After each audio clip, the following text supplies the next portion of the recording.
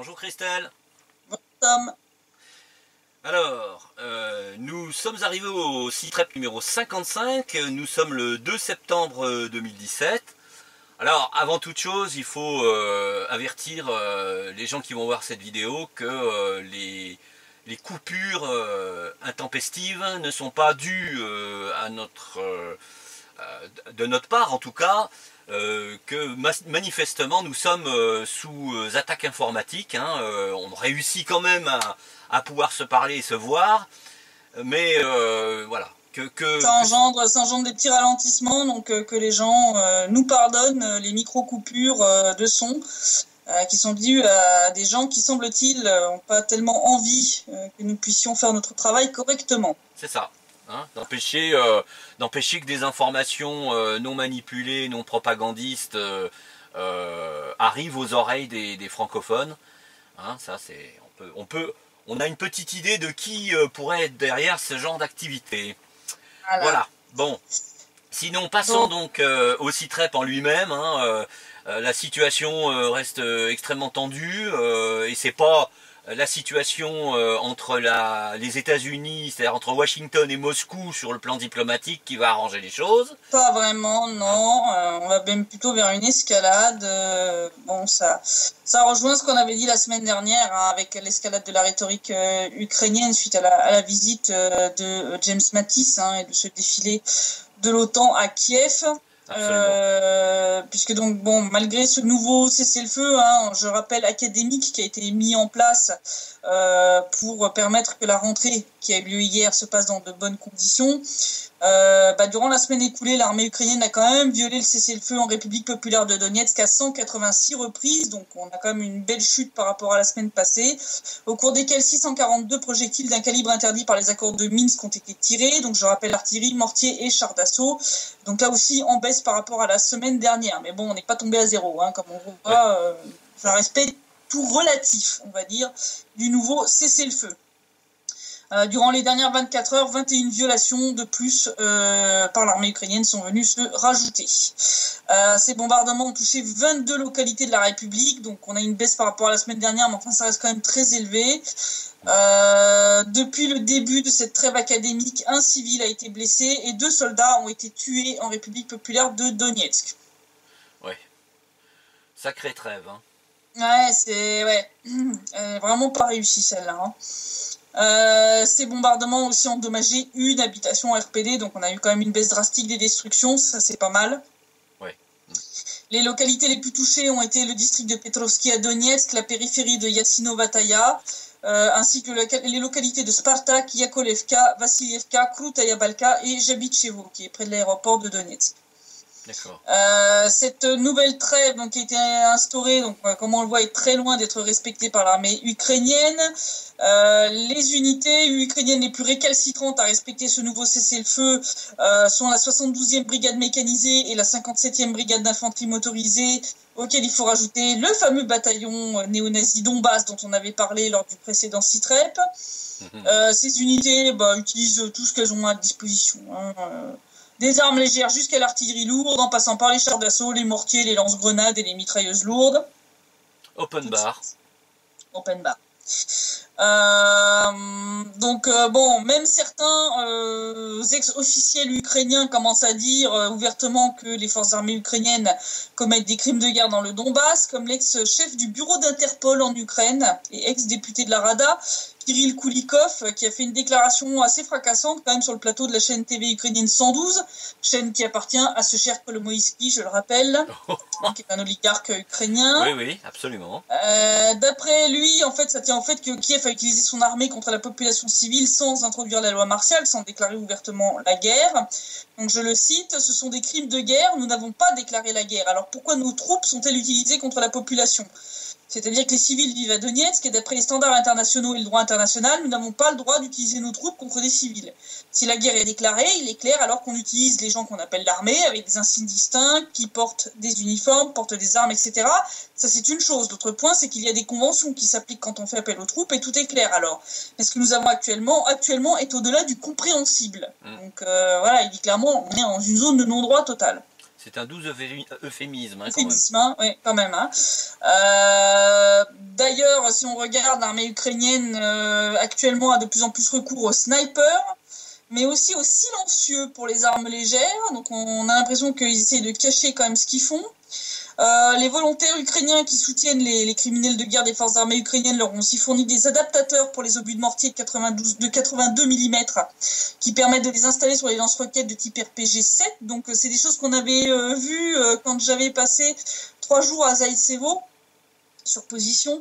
On avait reçu sur le coin de la tête ce genre de petits montages, des obus de mortier montés sur des tiges de lance-roquettes, donc des RPG.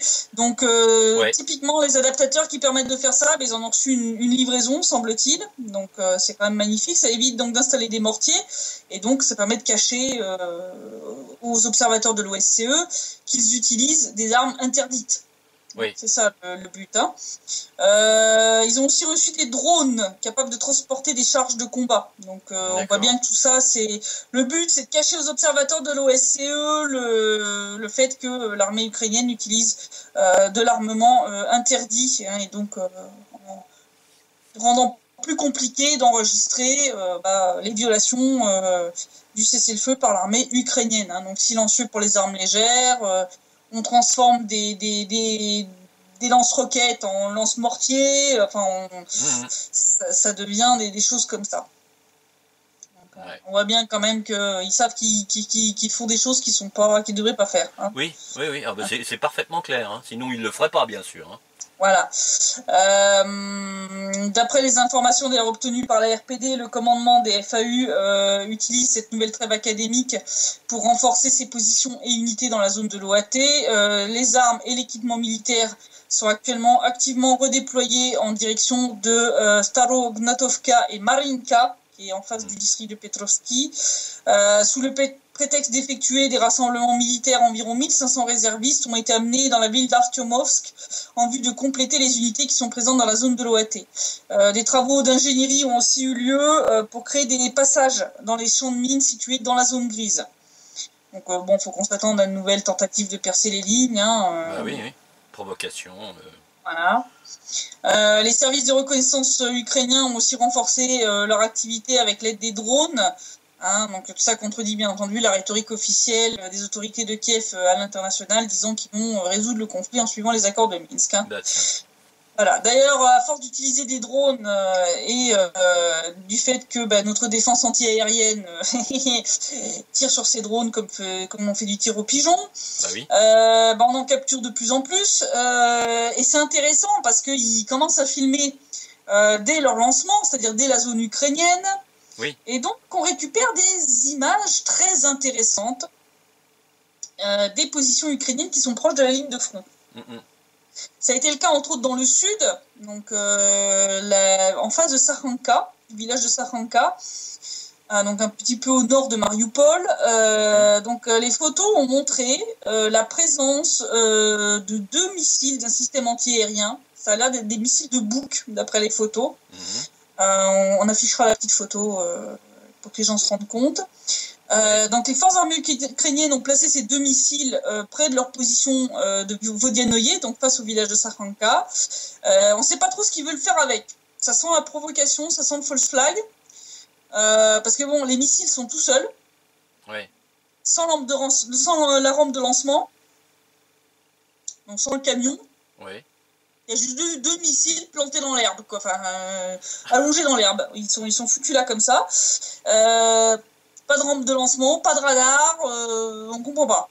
Donc c'est un peu bizarre. C'est un peu inquiétant comme truc. Je sais pas trop ce qu'ils veulent faire avec, mais c'est pas net quand même. Hein. Oui, il faut s'attendre à tout avec eux, malheureusement. Ouais.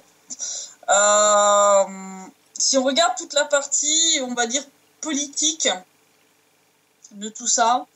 On en avait parlé il y a plus d'un mois et demi en arrière à propos de la loi de réintégration du Donbass Oui, Une oui, oui. deuxième ébauche avait été mise au point, n'est-ce pas, beaucoup plus agressive que la première.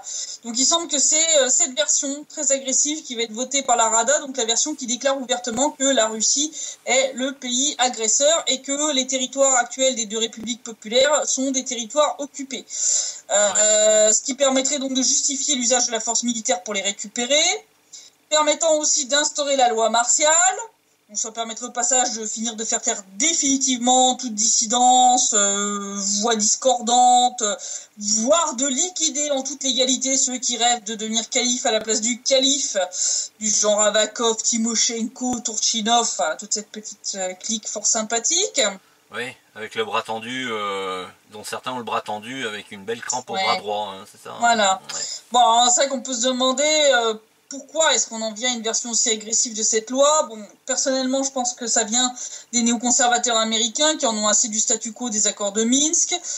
Ils sont clairement en train de perdre la guerre en Syrie. Daesh est en train de se faire laminer totalement, et là, on commence à voir le bout de la guerre en Syrie. Ouais. Donc, ils sont obligés d'allumer un autre brasier pour déclarer la guerre à la Russie par procuration. Une guerre dont ils ont absolument besoin, parce que sinon le système américain se casse la figure. Bah oui, et puis comme les armées de la RPD et de la RPL respectent le cessez-le-feu, elles ne répondent pas aux provocations de l'armée ukrainienne. Oui. Donc Kiev n'a pas ce franchissement de la ligne rouge dont ils ont besoin pour justifier une future grande offensive. On avait parlé aussi du fait que Poroshenko commençait à être mis sur un siège éjectable. On avait commencé à voir des manœuvres avec les médias occidentaux, avec les groupes néo-nazis, pour lui montrer qu'en gros, s'il devenait pas un peu plus radical, il allait se faire éjecter. Parce que personne n'est indispensable dans ce monde, surtout quand tu sers le système. Oui. Le système capitaliste. C'est la preuve d'ailleurs, Christelle. C'est la preuve que servir ces gens-là, ça sert à rien. On le paye d'une manière ou d'une autre. Voilà. Ils tirent toujours plus d'avantages de se servir de ces gens-là que les gens d'avoir des bénéfices du système. De cette association-là, bien sûr, bien sûr. D'ailleurs, Poroshenko a parfaitement compris l'avertissement. Il n'a pas l'intention de finir comme Yanukovych, voire pire, parce que Yanukovych a eu de la chance quand même dans son malheur. Donc, il semblerait que Poroshenko va obéir et mettre lui-même le feu aux poudres. Puis bon, si ça foire, il sera désigné comme responsable, comme Saakashvili en Géorgie en 2008. Oui, mais là, je crois qu'il va peut-être finir sur un échafaud là pour le coup, et il va peut-être regretter d'avoir fait finalement différemment de Yanukovych. Finalement, parce que Yanukovych, il n'a pas, à part les accusations tout à fait fallacieuses du régime de Kiev, Yanukovych n'a pas de sang sur les mains. Yanukovych n'a pas de sang sur les mains, il a refusé, il a dit lui-même, de donner l'ordre aux Berkouts de tirer sur les manifestants, etc. Oui. Il a laissé les Berkouts se faire tirer comme des lapins, quoi. Je veux dire. Alors ça, c'est malheureusement. Ça c'est grave, je veux dire, mais c'est le seul truc qui peut lui être reproché. Donc voilà. Donc là, Poroshenko, on voit que il a été mis le cul entre deux chaises, il a décidé de choisir la pire. C'est sa représentante à la Rada, Irina Lutsenko, qui a lâché le pavé dans la mare. Donc elle a fait une déclaration comme quoi le projet de loi est prêt à 99,9%, et elle a indiqué que donc le fait que la Russie est un État agresseur sera introduite au niveau législatif. C'est très grave. Donc, là, ça s'appelle une déclaration de guerre. Pour les gens qui font pas 1 + 1 = 2, voilà, c'est ça que ça veut dire. C'est très grave. En clair, l'Ukraine déclarait ouvertement la guerre à la Russie. Mais le petit problème, c'est que si elle fait ça, elle perdrait les fonds du FMI. Or, l'Ukraine en a besoin pour survivre. Et comme le règlement du FMI interdit de prêter à un pays en guerre, l'Ukraine va donc en fait mettre dans cette loi une référence à l'article 51 de la charte de l'ONU concernant l'autodéfense. Donc en gros, l'Ukraine ne serait pas en guerre, elle se défendrait tout simplement contre l'agression russe. Ah mais bien sûr, voilà. Ceci dit... On dit que le diable se cache dans les détails, quand même. Ceci dit, le FMI a déjà piétiné ses propres règles une fois, donc tout est possible. On est plus après. Oui, on est plus après. Le pire, c'est que les autorités ukrainiennes ne cachent même pas pourquoi elles n'appellent pas un chat, puisque je cite cette chère Lutsenko. Cela signifie que l'Ukraine a le droit de se défendre. Une fois de plus, ce n'est pas une guerre, mais de l'autodéfense. C'est pour que le Fonds monétaire international nous donne des ressources, c'est pour les investisseurs. C'est beau rêver. Hein. Non, ils sont cons au point quand même, excusez-moi, je sais c'est vulgaire, mais ils sont bêtes quand même au point de balancer publiquement pourquoi Oui. ils maquillent la réalité en utilisant un terme plutôt qu'un autre. Ouais, ouais. Ah oui, la bêtise n'a pas de limite. Hein, Non, je suis surtout chez eux. Voilà. Ouais. Donc je rappelle quand même que le plus magique dans l'histoire, c'est que la Russie fait quand même partie du FMI, finance en partie cette institution, et donc se retrouverait à financer un pays qu'il a déclaré comme État agresseur. Là, je pense que Kafka est en train de faire l'hélicoptère dans sa tombe. Oui. Parce que là, on marche complètement sur la tête avec ce projet de loi. Je veux dire, là, c'est n'importe quoi. On parle même pas des immigrés ukrainiens qui vivent et travaillent en Russie, qui vont se retrouver, ainsi que leur famille qui reste en Ukraine, dans une situation des plus compliquées, pour pas dire carrément bizarre ou surnaturelle, parce que ils vont être quoi, je veux dire, mon caricaturiste préféré, on mettra l'image aussi à montrer ça de cette façon avec donc deux immigrés ukrainiens qui sont en train de qui sont dans le bâtiment, qui sont des ouvriers du bâtiment en Russie, et puis à la télé il y a un officiel ukrainien qui dit la Russie est un État agresseur, la Russie est un État agresseur, et donc l'un de ces deux Ukrainiens demande à l'autre, et ben nous on est quoi, et tu lui réponds des prisonniers. C'est ridicule, enfin, je veux dire, là, c'est n'importe quoi. Et malheureusement, c'est des trucs qui arrivent au moment où un officiel américain pose les pieds à Kiev, avec ses troupes en plus, avec ses troupes, comme tu l'avais fait remarquer le site-web précédent, il y a eu un défilé des troupes américaines à Kiev, donc c'est un message induit à Moscou, ça, c'est-à-dire bien sûr. Préparez-vous, on va vous attaquer, en gros. On va vous attaquer. Bon, bien sûr, ils enverront les Ukrainiens et les Européens au casse-pipe. Oui. Ils vont pas envoyer leurs gars à eux parce que ça, c'est politiquement pas correct, Ben, c'est surtout que depuis la guerre du Vietnam et puis ensuite celle de l'Irak, les cercueils qui repartaient par centaines en avion ont un peu échaudé les Américains. Ça passe pas bien auprès de l'opinion publique. Non, pas vraiment. Pas vraiment. Donc bon, cette loi permettrait donc aussi à l'Ukraine de se défausser de sa responsabilité. Ça, on en avait parlé aussi il y a 1 mois et demi. Donc pour les crimes de guerre, son armée dans le Donbass, en disant en gros tout est de la faute de l'agresseur, donc de la Russie. C'est d'ailleurs ce qu'a déclaré Ruslan Bortnik, le directeur de l'Institut ukrainien d'analyse et de gestion politique. Donc je le cite, cette définition va bloquer la possibilité pour les résidents du Donbass de lancer des poursuites judiciaires auprès de la Cour européenne des droits de l'homme, la CEDH, puisque cela permettra à l'Ukraine d'ignorer ses plaintes et de dire sa souveraineté ne s'étend pas au territoire occupé. Ah bah tiens. Voilà. Donc en gros, si les gens sont bombardés par notre armée, c'est pas de notre faute, c'est de la faute des Russes. Le cynisme à l'état pur, tout va bien. Je rappelle qu'il y a des milliers de dossiers qui ont été envoyés à la CEDH, justement, pour les gens du Donbass qui ont été victimes, entre autres, des bombardements de l'armée ukrainienne ou des crimes des soldats ukrainiens. Oui, mais alors Christelle. Donc ça veut dire que toutes ces plaintes, elles vont être jetées à la poubelle si cette loi, elle passe comme ça. C'est absolument hallucinant. Pas nécessairement. Pas nécessairement, parce que dans le domaine juridique, les lois, la date où la loi est mise en vigueur ne s'applique pas aux événements qui se sont passés avant. Ouais, mais enfin la CEDH, elle a bien traîné des pieds aussi, donc il y a plein de dossiers qui sont toujours en attente chez eux. Oui, le fait d'appliquer une loi sur des choses qui se sont passées avant est par définition illégal. On n'a pas le droit en même temps, en matière d'instance internationale et d'illégalité en ce moment. Oui, certes. Sur de l'ONU à l'OMC, parce que les sanctions anti-russes, elles sont totalement illégales, illégitimes, et je t'en passe. Le FMI qui s'est assis sur ses règles pour prêter de l'argent à l'Ukraine, je crois qu'ils sont plus à ça près, très sincèrement. Donc voilà. Ouais. Donc pour ce politologue, cette définition dans la loi ukrainienne pourrait donner aussi des arguments supplémentaires à Kiev dans son conflit judiciaire avec la Russie face à la CIJ, dont on avait aussi déjà parlé. Oui. Pour un autre politologue ukrainien, Andrei Zolotarev, reconnaître la Russie comme étant l'État agresseur reviendrait de fait à dénoncer unilatéralement les accords de Minsk, effectivement de facto. Donc Kiev serait alors celle qui briserait les accords de Minsk tout en pouvant continuer à venir jouer les victimes et les pleureuses en hurlant à l'agression russe et en priant pour que la Russie intervienne pour de vrai pour fignoler le tableau. C'est quand même plus ou moins ça. Bon, en plus de ne pas nous respecter la nouvelle trêve, l'Ukraine s'apprête à renforcer le blocus économique, cette fois contre la Russie. Donc les radicaux veulent bloquer toute fourniture de charbon à l'Ukraine depuis la Russie. Je pense que ça va être sympa l'hiver prochain. Les Ukrainiens, ils vont se peler les miches, et puis la propagande de Kiev leur dira que c'est de la faute de la Russie. Ils veulent aussi, à partir du 1er janvier, introduire de nouvelles règles beaucoup plus drastiques lors du franchissement de la frontière de la part des Russes. Hein, donc, ils disent des pays qui représentent une menace pour l'Ukraine. Oui. Donc, bon, on a bien compris. Donc, ils vont exiger des passeports biométriques ou que les gens laissent leurs empreintes digitales quand ils rentrent sur le territoire ukrainien. Bon, je suis pas sûr que ça va améliorer le tourisme en Ukraine de la part des Russes. Non. Et je pense que ça va vraiment compliquer la vie de beaucoup de gens qui ont de la famille en Ukraine.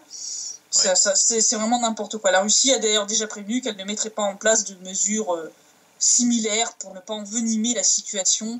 Oui. Alors qu'elle pourrait, parce que il faut rappeler quand même les tentatives d'actes terroristes en Crimée par des éléments du SBU, hein, quand même. Hein. Enfin, voilà, donc, puis bon, avec les États-Unis qui rajoutent de l'huile sur le feu, hein, l'escalade des sanctions contre sanctions avec la Russie, mais aussi en livrant des armements soi-disant défensifs à l'Ukraine, dont certains sont déjà arrivés dans le Donbass. Hein, on voit bien que ça va dégénérer toute cette histoire. Ouais, mais bon, au vu de la vitesse à laquelle l'Ukraine perd son armement et son armée, entre les désertions, les morts hors combat, les alcooliques et les affrontements entre unités, les choses sont quand même plutôt mal parties pour Kiev. Faut aussi quand même bien penser que la Russie avec Vladimir Poutine à sa tête n'a pas l'intention de foncer dans le chiffon rouge qui lui est tendu par Kiev. C'est tellement gros que, enfin, je veux dire, c'est comme un éléphant dans un corridor. Si tu le loupes, c'est que t'es vraiment aveugle. Oui. Poutine sait très bien quel rôle on veut faire jouer à la Russie et il ne le jouera pas. Donc la Russie n'interviendra pas, faut pas rêver. Elle n'offrira pas ce prétexte à l'Ukraine ni à l'OTAN de se servir de son intervention pour justifier une guerre de l'Europe contre la Russie. L'RPD et la RPS sont parfaitement capables de se défendre toutes seules contre l'armée ukrainienne. Et donc, tout simplement, la Russie va laisser l'Ukraine se casser les dents définitivement contre les milices populaires lors d'un ultime chaudron made in Donbass. Et puis, cette fois, il n'y aura pas de Minsk 3. Et puis, le problème sera réglé. Oui. C'est quand même lamentable. Je veux dire, il y avait les accords de Minsk, il y a eu la proposition malo-russe qu'avait fait Zakharchenko, qui était aussi une possibilité de sortir par la diplomatie et la politique et de manière pacifique de tout ce bourbier. L'Ukraine, semble-t-il, se dirige tout droit vers la solution militaire. Et je pense que ça va se terminer de cette façon-là, et c'est lamentable parce que il y avait d'autres moyens de régler ça, mais ça va se terminer dans un bain de sang. Ouais. Et devant ce risque évident d'escalade de la situation, Moscou a mis en garde Kiev contre cette tentation de vouloir résoudre le conflit du Donbass par la force en s'inspirant entre autres de la solution croate. Il a été remarqué des contacts réguliers entre Kiev et Zagreb, donc ça inquiète un peu Moscou, puisque je le rappelle, la solution croate, c'est de l'épuration ethnique. Oui, c'est ça. C'est du génocide, la Krajina serbe. J'encourage les gens à se renseigner sur Wikipédia. Solution croate, Krajina serbe, vous allez voir, c'est très instructif. Oui, puis pour comprendre un petit peu l'état d'esprit de certains Croates, de remonter jusqu'à la Seconde Guerre mondiale avec, je dirais, une forme de collusion. Les Oustachis, qui n'ont rien à envier au niveau collaboration avec les nazis, que les nationalistes ukrainiens. Oui, c'est ça. C'est à peu près la même engeance. Oui, c'est ça. Même méthode, même engeance. C'est pas mettre tous les Croates dans le même sac, mais il faut quand même pas oublier les racines. Pour les Ukrainiens, il faut rappeler que pour les Ukrainiens, à l'époque de la Seconde Guerre mondiale, beaucoup étaient dans l'armée rouge. Oui. Et ont combattu les nazis. Entre autres, des gens assez célèbres comme Lyudmila Pavlichenko, qui était sniper, qui a participé à la bataille de Crimée, entre autres à la bataille de Sébastopol, qui a admirablement combattu dans l'armée rouge et qui a combattu les nazis.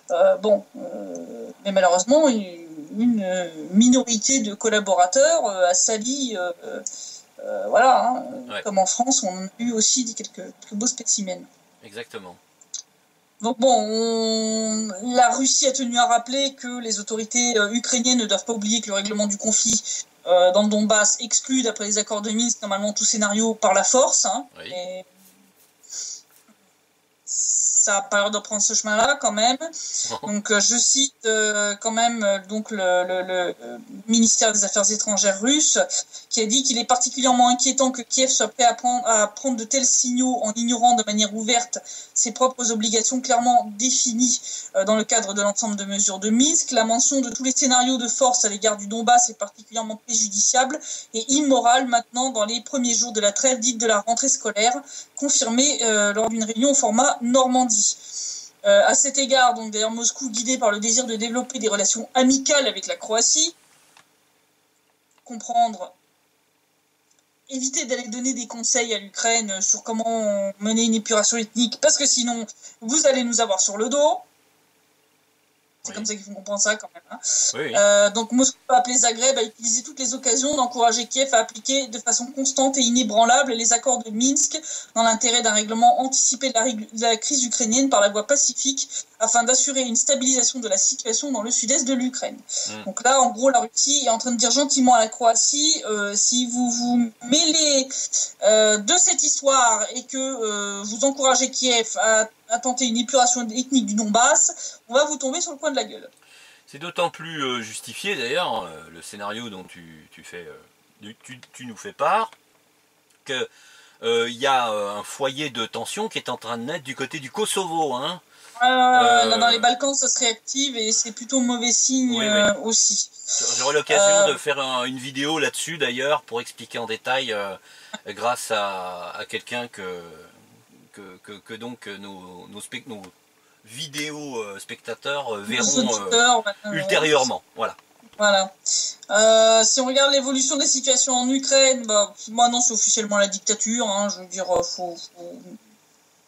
faut même plus appeler ça autrement. J'ai osé dire que l'Ukraine est une démocratie, c'est du foutage de gueule. Oui. Suite entre autres au kidnapping puis à l'expulsion cette semaine d'une journaliste russe. Donc le 30 août, en pleine rue à Kiev, près de sa maison, la journaliste Anna Kurbatova de la première chaîne russe, Rossiya Adin, a été kidnappée par des hommes non identifiés, mise dans une voiture et emmenée. Le SBU a été immédiatement soupçonné par la chaîne télévisée d'être responsable de l'enlèvement de la journaliste, une intuition qui s'est avérée juste. Kiev a reproché à la journaliste d'avoir, je cite, manipulé publiquement de l'information importante et de participer à la propagande anti-ukrainienne. Alors, qu'est-ce que Kiev entend par là? En fait, il lui reproche d'avoir simplement dit la vérité lorsqu'elle a décrit le conflit dans le Donbass comme une guerre civile et non comme une agression russe. Ouais, bah oui. Voilà, qu'est-ce qui justifie de kidnapper et d'expulser une journaliste. Hein. Donc, c'est un enlèvement qui a eu lieu quand même le lendemain de l'expulsion d'Ukraine de 2 journalistes espagnols qui avaient couvert le conflit dans le Donbass. Je les avais croisés ici. Et qui avait dit la vérité, hein, simplement savoir que Kiev bombarde les civils du Donbass de manière délibérée. Bah oui. Cette vérité n'a pas plu à Kiev, qui a alors expulsé les 2 journalistes. Donc ils sont descendus de l'avion, ils se sont fait arrêter tout de suite et ils ont été renvoyés quelques heures plus tard. Hein. Donc on voit bien que Kiev a quand même un petit problème avec les journalistes qui font leur travail. Oui. Hein, donc, là, on a recréé à Kiev comment ça s'appelait là, le service de propagande de Goebbels là, le Propaganda Ableitung, hein, c'est là on en est à ce niveau-là. Hein, donc si tu sors de la doctrine officielle de Kiev, tu te fais expulser quand t'es un journaliste étranger. Si t'es un journaliste local, tu te fais descendre.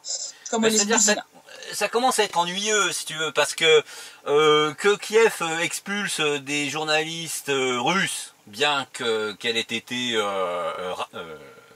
pris en otage quelque part, enfin kidnappé, ce qui est déjà une situation totalement illégale. Hein. Je pense que Moscou a déjà... Harlem Désir, là, qui est le nouveau chargé de l'OSCE concernant justement la liberté de la presse et tous ces trucs-là, c'est quand même fondu d'une déclaration disant que c'était inacceptable. Hein. Pour une fois, il a fait son travail. Mais là... les journalistes espagnols, ça a fait un sacré scandale. Hein. Voilà, c'est là où est le tournant de la situation, c'est que il serait peut-être pas fendu d'une déclaration énergique. Si la veille il n'y avait pas eu le cas avec les Espagnols, ça exactement. Je pense aussi que ça a dû aider. Puis bon, c'est tellement énorme, du kidnapping, quoi. Elle se fait enlever en pleine rue. Allô, on en est où là? On se croirait, vraiment dans les pires films, tu sais, d'espionnage ou de choses comme ça. Enfin là, c'est n'importe quoi. Donc devant le scandale qui commençait à éclater le jour même, la porte-parole du SBU, Olena Gitlanskaya, a finalement déclaré sur Facebook que la propagandiste russe Anna Kourbatova sera renvoyée de force en Russie. Pour le moment, donc elle est en train de faire tous les papiers pour la virer. Et elle a dit, je cite, ce sera la même chose pour quiconque s'autorise à discréditer l'Ukraine. Oui. Donc en gros, quiconque ne dira pas que l'Ukraine est un pays merveilleux et que la Russie est le pays agresseur dans le Donbass subiront le même sort. Donc c'est magnifique. Hein. Donc après, quand j'ai des journalistes, des soi-disant, comment on appelle ça, des correspondants à Kiev, des certains journalistes comme Monsieur Gobert, ou Monsieur Paul Gogo ou d'autres qui viennent te dire que ils sont objectifs et qu'ils font leur travail dans de bonnes conditions et que ils disent la vérité. Oui. La preuve que non, puisqu'on voit que quiconque dit la vérité se fait éjecter immédiatement, enlevé en pleine rue et éjecté, ou tu es à peine descendu de l'avion, tu te fais arrêter, tu te fais jeter dehors, tu repars par l'avion suivant. Donc je veux dire, on voit bien que les journalistes étrangers en Ukraine ne peuvent absolument pas faire leur travail de manière correcte. S'ils dévient la ligne officielle de Kiev, ils se font expulser, kidnapper et expulsés. C'est quand même magnifique. Donc, je veux dire, quand les gens viennent me citer des articles de ces soi-disant correspondants à Kiev comme étant des articles objectifs, oui. Vous pouvez remballer. Ils sortent exactement ce que la propagande de Kiev sort. Point. Voilà. Ils peuvent pas dévier d'un iota. S'ils dévient d'un iota, ils se font jeter dehors. Heureusement, Anna est rentré à Moscou le lendemain, le 31 août, saine et sauve, avec une interdiction d'entrer à nouveau sur le territoire ukrainien pour 3 ans. Donc, voilà. La situation en Ukraine, c'est quand même magnifique. Et dans la partie de l'oblast de Donetsk qui est contrôlée par Kiev, c'est chez les mineurs que la grogne est en train de monter. Je ne parle pas des moins de 18 ans, je parle de ceux qui creusent sous terre, pour aller récolter du charbon, qui ont refusé de travailler tant que leurs salaires de juillet ne sont pas versés, ainsi qu'une avance pour le mois d'août. Donc ça fait 2 mois qu'ils ne sont pas payés, les gars. Donc ça a été annoncé mercredi par le chef du syndicat indépendant des mineurs d'Ukraine, Mikhail Volinets, qui a dit, je cite, aujourd'hui, les mineurs de la première équipe de la mine Rodinskaya de l'entreprise d'État Mirno Gradugol sont descendus dans la mine, mais ils n'ont pas commencé à creuser. Donc en gros, ils sont descendus, puis ils ont fait un sitting, quoi. Les mineurs demandent le paiement de la totalité du mois de juillet ainsi qu'une avance pour août. Donc ça, c'est ce qu'il a écrit sur Facebook. Faut savoir que cette entreprise publique, Mirno Gradugol, anciennement Krasno Armeysk Ugol, donc ça a été renommé dans le cadre de la décommunisation, très certainement. Bien sûr. Parce que Krasno-Armeysk Ugol veut dire charbon de l'armée rouge. Ah oui, forcément. C'est une entreprise de mine de charbon de la ville de Mirnograd dans l'oblast de Donetsk. Elle détient 4 mines, celles de Dimitrov, de Stakhanov, de Rodinskaya et de Tsentralnaya. Donc cette action de protestation des mineurs n'est pas la première en Ukraine. Du 3 au 7 août, une grève avait été menée par des mineurs de la région de Lvov, donc dans l'ouest de l'Ukraine, de l'autre côté. Oui. Ils en avaient appelé au président, au gouvernement et aux agences des forces de l'ordre en demandant le paiement des arriérés salaires et de faire sortir Nazalik de son bureau. Une semaine avant, une grève liée elle aussi au non-paiement des salaires était annoncée par des mineurs de la mine Kapustine de la société Lysychansk Ugol dans l'oblast de Lugansk, dans la zone qui est contrôlée par Kiev. Donc il y a quand même des gros problèmes côté ukrainien. Les mineurs ne sont pas payés et à mon avis c'est pas les seuls. Oui, mais tu vois, tu disais tout à l'heure que déjà avec l'histoire des néo-nazis qui veulent renforcer le blocus pour tout ce qui vient de Russie et en particulier du charbon du Donbass. Et puis si les mineurs se mettent en grève en plus, ça va pas arranger le film. Cet hiver ils vont avoir très très chaud, mais pas pour les mêmes raisons. Non, pas pour les mêmes raisons. Et alors pendant ce temps-là à Kiev, on change encore de clown de première catégorie. Cette fois, c'est l'ex-ministre des Affaires étrangères, Vladimir Ogrysko, qui nous a offert un grand moment de rire, puisque d'après ce brave monsieur, l'armée ukrainienne s'est hissée au-dessus des forces armées des pays de l'OTAN, parce que c'est la seule qui a l'expérience du combat. Yes. Bon. Ce qui n'empêche pas Kiev de demander sans arrêt aux USA et aux membres du G7 de l'aide, des armes pour cette soi-disant super armée. Donc, je cite ce monsieur. Ne mourrez pas de rire avant la fin de la vidéo, s'il vous plaît. Bon, promis. Je cite. Aujourd'hui, nous tenons le front. Aujourd'hui, l'armée ukrainienne est la seule parmi les armées des membres de l'OTAN qui a une réelle expérience du combat et qui peut tirer, ce faisant en tirant de manière précise et efficace. Ni l'armée allemande, ni l'armée française, ni l'américaine, aucune autre n'a une telle expérience. Dès lors, la question de savoir si nous sommes prêts ou non est surtout une question rhétorique. Oui, nous avons des problèmes. Oui, il y a l'agression russe sur notre territoire. Nos chers alliés, vous avez fait beaucoup, mais faites-en encore plus parce que nous en avons besoin. Nous avons besoin de votre aide, y compris des armes avec lesquelles nous pourrons aujourd'hui repousser l'agresseur. D'accord. Bon, ceci dit, Christelle, je pense qu'il y a quand même un fond de vérité. C'est-à-dire que effectivement, ils ont une grande expérience de la raclée. Parce que si on pense au chaudron, d'ailleurs il faut expliquer ce que c'est qu'un chaudron, hein. C'est un encerclement militaire, hein. C'est-à-dire que les gens sont dans une poche, ils peuvent plus en sortir, ils ont qu'une chose à faire, c'est déposer des armes ou se faire étrier jusqu'au dernier. Voilà. Donc effectivement, les forces ukrainiennes, en particulier néo-nazis, ont une grande expérience du combat dans les chaudrons. Voilà. Hein, et puis une grande expérience du tir efficace sur des civils. Ça s'appelle des crimes de guerre. Voilà, c'est ça. Donc effectivement, ils peuvent transmettre ces informations-là aux troupes de l'OTAN, des fois qu'elles subissent un autre chaudron, elles aussi. Non mais là, c'est... J'ai même plus de commentaires là, franchement c'est... Ah ben voilà, c'est les pieds nickelés de la junte.